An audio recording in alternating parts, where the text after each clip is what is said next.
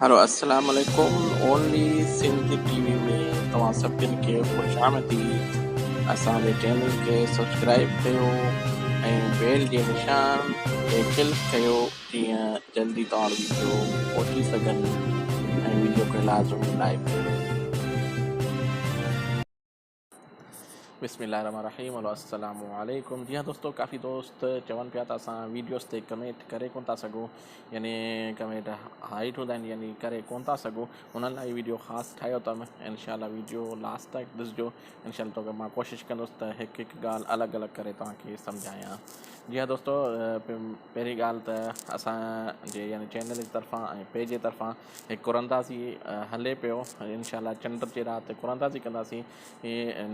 Video में तव्हां channel में वेंदो, उते कुरंदाज़ी वारो हूंदो वीडियो, उन ते वञी कमेंट तव्हां करे सघो था ऐं पंहिंजो नालो ऐं मोबाइल नंबर लिखी सघो था। इंशाल्लाह कुरंदाज़ी तव्हां शामिलु थियो ऐं इंशाल्लाह चंड जी राति असां कुरंदाज़ी कंदासीं।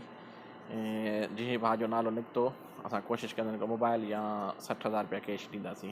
जीअं दोस्तों जे टॉपिक की तरफ़ हलूं था, तव्हांखे पहिरियां जेका यूट्यूब जो एप्लीकेशन हूंदो आहे उन ऐप में तव्हांखे वञिणो आहे। डायरेक्ट ऐप खां पोइ जेको प्रोफाइल ते तव्हां क्लिक कंदव, प्रोफाइल क्लिक खां पोइ तव्हां यूर चैनल में वेंदव।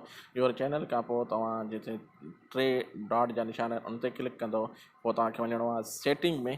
सेटिंग खां पोइ तव्हांखे किथे वञिणो आहे, जर्नल में वञिणो आहे। जी बिल्कुलु आसान आहे, तव्हांखे इंशाल्लाह सम्झ में जल्दी अची वेंदो। जर्नल खां पोइ तव्हां लिखियलु आहे त जेका मूड रिस्ट्रिक्ट मूड लिखियलु आहे, तव्हां इनखे हाणे इहा ऑफ थी वियो आहे, ठीकु आहे।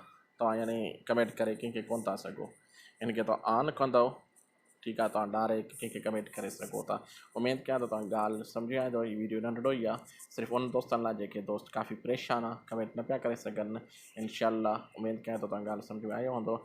नेक्स्ट वीडियो तक मूंखे ॾियो इजाज़त। अल्लाह हाफ़िज़। G S Sindh.